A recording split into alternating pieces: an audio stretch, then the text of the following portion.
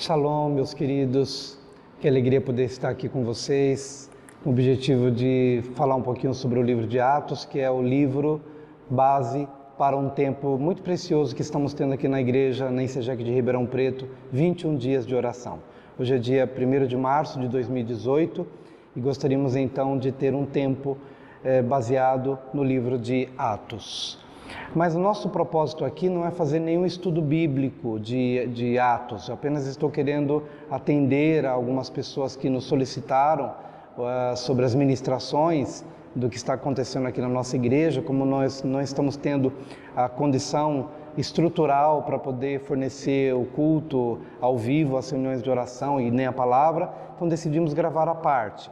Mas não queria que você entendesse esse momento como sendo um estudo bíblico de Atos, mas apenas estabelecendo aqui, capítulo por capítulo, um guia de oração, extraindo então do livro de Atos algumas ênfases importantes para nos dirigir nesse tempo de oração. Para ganhar tempo, eu gostaria que você então parasse o vídeo agora e fizesse uma leitura do capítulo inteiro. Hoje será do capítulo 1 de Atos, amanhã no outro vídeo, o capítulo 2 e assim sucessivamente. Mas que você parasse um pouquinho, desse uma pausa e fizesse você mesmo a leitura desse primeiro capítulo sobre o qual nós vamos falar na sequência.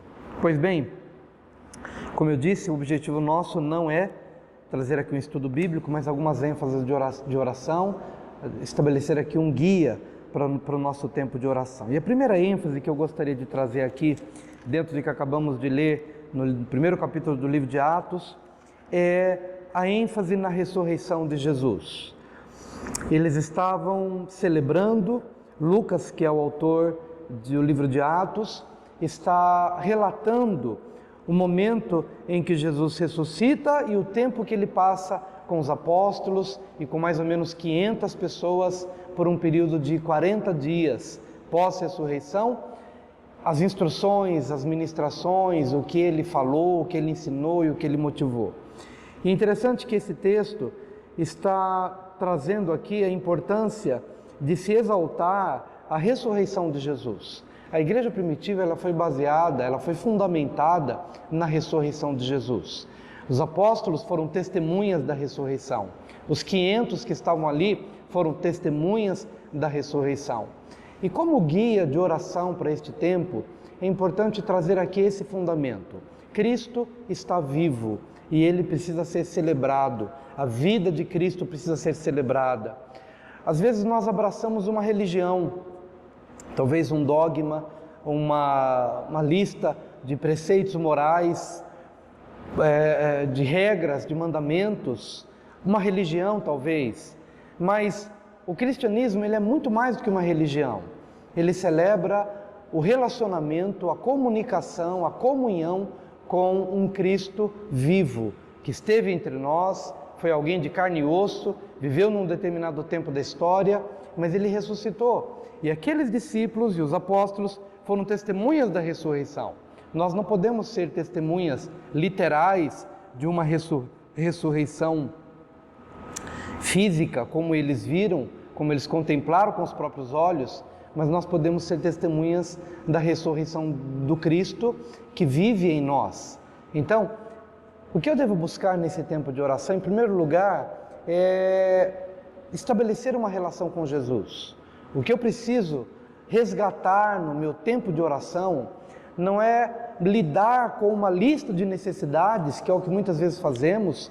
Pensamos em oração apenas quando essas orações atendem algumas necessidades, sejam elas de ordem financeira, familiar, pessoais, alvos, sonhos que nós temos.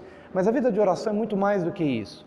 A vida de oração é a celebração de um relacionamento vivo com alguém que está vivo. Jesus está vivo, Ele ressuscitou, e a única forma que eu tenho de ser uma testemunha desta ressurreição é quando a cada dia eu renovo na minha consciência, no meu coração, na minha mente, no meu entendimento, renovo a consciência de um Cristo que ressurgiu dentre os mortos e que hoje pode falar comigo, que hoje se relaciona comigo e eu posso me relacionar com Ele. Então, o primeiro objetivo no seu tempo de oração é resgatar isso. não a celebração de uma lista de necessidades, mas a celebração de um relacionamento vivo com alguém que está vivo, e esse alguém é Cristo, aquele com quem Pedro conversou, mas com quem hoje também eu posso estabelecer um relacionamento vivo, porque ele está vivo. A segunda ênfase que eu gostaria de trazer aqui dentro do livro de Atos, capítulo 1, é a dependência do Espírito Santo. A orientação que Jesus deu àqueles apóstolos e àqueles discípulos é que eles ficassem em Jerusalém. Jesus já estava com eles por um período de 40 dias, mas mais 10 dias eles celebrariam a festa de Pentecostes, quando então o Espírito Santo seria derramado sobre a igreja. Então por 40 dias ele esteve com eles, falando sobre o reino de Deus, falando sobre o futuro, falando sobre a volta dele, mas faltavam ainda 10 dias para que se cumprisse o dia de Pentecostes. Então, por aquele período, eles não deveriam se apressar a fazer coisa alguma, não deveriam sair para nenhuma outra cidade, mesmo que fosse com a intenção de se pregar o Evangelho. Não, eles precisariam ficar em Jerusalém até que do alto fossem eles revestidos de poder. A ênfase aqui para o nosso tempo de oração é que nós precisamos do Espírito Santo. Jesus estava enfatizando esta verdade para a igreja daqueles dias, como que dizendo: vocês não podem pregar sem a ajuda do Espírito, vocês não podem orar pelos enfermos sem a ajuda do Espírito, vocês não podem se dirigir a tal cidade ou a tal lugar, a tal direção, se o Espírito Santo não estiver plenamente no controle, na supervisão e no direcionamento necessário para as suas vidas. O que eu quero enfatizar aqui também, em cima desta verdade, é que nós precisamos nos encher do Espírito Santo. Uma ótima sugestão que eu quero trazer para você, querido ou querida, é que você entre num tempo de qualidade, celebrando a vida de Cristo, Cristo que está vivo, mas também comungando com o Espírito Santo, tendo um tempo para invocar a presença dele. Se você já é um crente em Jesus, o Espírito já mora em você, mas é importante que você se encha dele, que você tome uma decisão de se encher da pessoa, da presença dele, tendo comunhão, para que então, nessa comunhão, ele possa lhe dirigir, possa mostrar o caminho. Talvez você esteja hoje passando por uma luta na sua casa, na sua família, e não saiba como lidar com essa luta, com essa crise. Um filho rebelde, um marido que está frio no relacionamento, e você não tem a direção de Deus para a sua vida. Pois bem, a oração nos aproxima do Cristo vivo, mas a oração também nos permite um canal livre, um acesso livre ao Espírito Santo, para que ele, nos mínimos detalhes, possa trazer a direção que você necessita para um momento de crise, mas também fora dos momentos de crise. Não é só na hora da crise que a gente ora, também nos momentos bons, mas celebrar isso e ter uma relação viva com o Espírito Santo que fala, que se move e que dirige a sua vida. A terceira ênfase é que os discípulos estavam sendo comissionados a terem uma experiência com o Espírito Santo, para que eles fossem cheios do Espírito Santo, a fim de que então sim pudessem ser testemunhas da ressurreição de Jesus. Principalmente nós que não fomos testemunhas oculares, testemunhas presenciais da ressurreição de Jesus, nós precisamos da vida de oração, porque essa comunicação com o Cristo vivo e com o Espírito Santo que nos enche, que nos direciona, aviva a presença de Cristo em nós. E quanto mais Cristo está vivo no nosso coração, na nossa experiência pessoal, mais teremos condições de nos dirigir também a outras pessoas, a fim de que sejamos canais para mostrar aos outros que Cristo está vivo. Às vezes o nosso Evangelho é pregado, mas sem vida, sem intensidade, porque é como se tivéssemos apenas uma relação com Cristo num crucifixo, num colarzinho que a gente leva no nosso peito e procura dizer: olha, eu conheço Cristo, mas o Cristo morto. Mas os discípulos que tiveram uma experiência viva com o Espírito Santo e que tiveram Cristo vivo nos corações, pela vida que viveram e pela intensidade como creram nessa mensagem da ressurreição, eles conseguiram transmitir às outras pessoas uma mensagem viva e eles puderam ser testemunhas da ressurreição de Cristo Jesus. Algo que eu quero colocar aqui para você como desafio de oração é que nesse momento você comece a pensar nas pessoas que ainda não foram salvas, seus familiares, seus amigos, e que você comece a buscar em Deus uma estratégia para que você possa ser essa testemunha viva da ressurreição do Cristo que está vivo. Então, o teu alvo de oração aqui é para que você pense nas pessoas que ainda não se converteram e como você poderá ser um instrumento de vida, um instrumento, pelo seu exemplo de vida, para que você mesmo saiba como você pode ser esse modelo e esse exemplo e essa testemunha da ressurreição de Cristo. De tal maneira que as pessoas possam ver em você que Cristo está vivo pelo brilho do seu olhar, pelas suas ações, pelas suas atitudes, pela alegria com que você vive, pela intensidade com que você vive o Evangelho. Tudo isso certamente vai mostrar ao mundo, especialmente as pessoas que com você convivem, que Jesus não está numa sepultura, mas que Ele está vivo e Ele está vivo no seu coração. A quarta ênfase que eu quero trazer aqui para esse tempo de oração é que, quando Jesus terminou os 40 dias juntamente com os apóstolos e com aqueles 500 discípulos, Ele ascendeu aos céus e a igreja foi contemplando essa ascensão de Jesus, esta subida de Jesus. Por isso que a última cena que Jesus contemplou da sua igreja na sua ascensão foi a visão de uma igreja que olha para cima.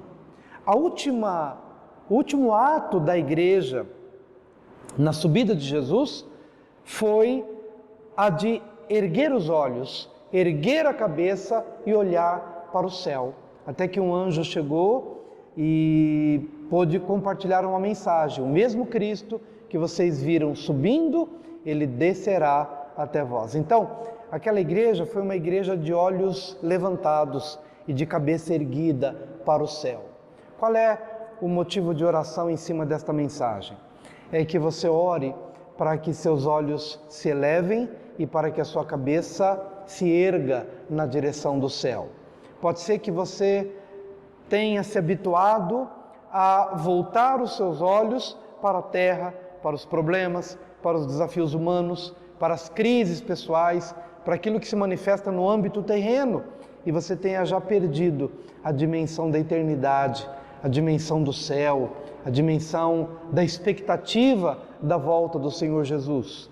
E eu acredito que isso tem que ser resgatado e só pode ser resgatado quando a gente reativa a nossa vida de oração. O que você então deve pedir ao Senhor? Que o Espírito Santo ative no seu coração essa expectativa pela volta do Senhor, mas não somente pela volta do Senhor, mas que você, pelo Espírito, possa ser realmente uma pessoa que vive na terra, mas com um olhar voltado para as coisas de Deus. Tem uma expectativa do que vem do céu, do que vem do alto, porque foi assim que Jesus deixou a igreja.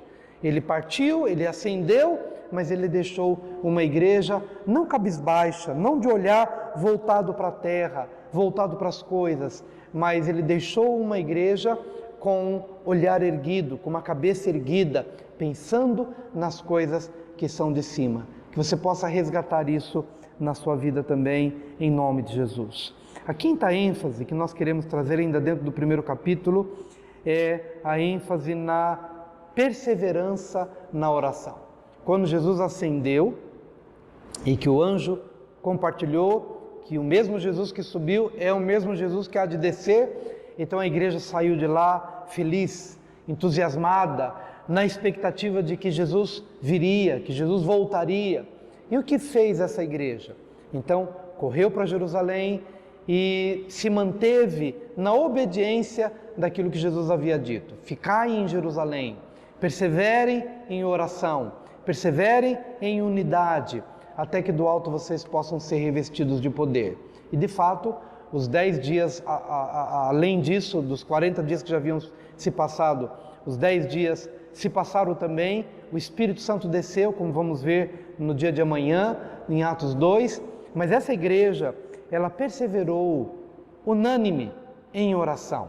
E eu queria te desafiar aqui a ter um parceiro de oração, a ter sim a sua vida pessoal de oração, fechando-se no seu quarto de intimidade, e o teu Deus que te vê em secreto te recompensará, mas que você também possa compreender o poder da oração perseverante em unanimidade com outros irmãos que pensam da mesma forma, que desejam a mesma coisa, que desejam o mesmo avivamento, que também tenham suas lutas, mas que você compartilhe do tempo de oração também com outras pessoas. A palavra diz que onde houver 2 ou 3 reunidos em meu nome, eu estou no meio de vós. Então, um desafio para que haja perseverança na oração, sem a qual nada acontece em nossa vida, nada é gerado em nossa vida, mas perseverança em oração junto com o corpo de Cristo, junto com outras pessoas, e é isso que a gente está fazendo aqui nesses 21 dias de oração em Ribeirão Preto. E o último detalhe, como ênfase de oração, neste tempo aqui de reflexão em Atos 1, é o que a igreja fez em relação aos 12. Até então, 12 discípulos haviam sido formados por Jesus, mas um deles havia se desviado, Judas Iscariotes. E no capítulo 1, é colocado uma outra pessoa no lugar de Judas, e o escolhido foi Matias. Mas a ênfase que eu quero trazer aqui é sobre Judas. Judas, infelizmente, se perdeu, porque ele deixou que o diabo enchesse o seu coração. E então ele se perdeu na ganância, se perdeu no amor ao dinheiro, que é a raiz de todos os males, se perdeu porque havia algo no coração de Judas e que o diabo logo percebeu e montou guarda em cima desta vulnerabilidade. O que eu queria compartilhar aqui para você como desafio de oração é que a oração nos livra do diabo. Mas a nossa questão não é o diabo, nossa questão é aquilo que há dentro de nós, fraquezas, vulnerabilidades, concupiscência, ou seja, um desejo forte já estabelecido dentro de nós e que o diabo se utiliza disso para encher o nosso coração. Mas na oração nós conseguimos discernir a oração pelo Espírito, celebrando a vida de Cristo que mora em nós e que deve ser reavivado através da oração. Tudo isto faz com que a gente possa ter um holofote espiritual, tanto da palavra quanto do Espírito, que nos ajuda a diagnosticar essas inclinações da carne e que são instrumentos ou que são caminhos por onde o inimigo pode passar para nos ferir, para nos atrapalhar, para barrar o nosso crescimento espiritual, para barrar a nossa carreira cristã. O coração de Judas foi cheio, mas não foi cheio de Deus. Infelizmente, apesar de caminhar com Jesus, mas o coração de Judas foi cheio do diabo, porque já havia nele uma inclinação para o mal. Mas eu quero hoje que nesse tempo de oração você possa se expor a Deus e a sua palavra, para que o Espírito de Deus revele, mostre tendências ao ciúme, à inveja, ao orgulho, à violência, ao amor ao dinheiro, à impaciência, à intolerância, à pornografia, ao adultério, enfim, obras da carne que são elementos que o diabo usa para nos ferir e para nos barrar no nosso crescimento espiritual e que também pode nos impedir de termos uma comunhão mais efetiva com o Senhor. Então, querido e querida, abrace esses elementos e que você possa ter um tempo de qualidade de oração na presença do Senhor. Deus te abençoe e até amanhã, em nome de Jesus.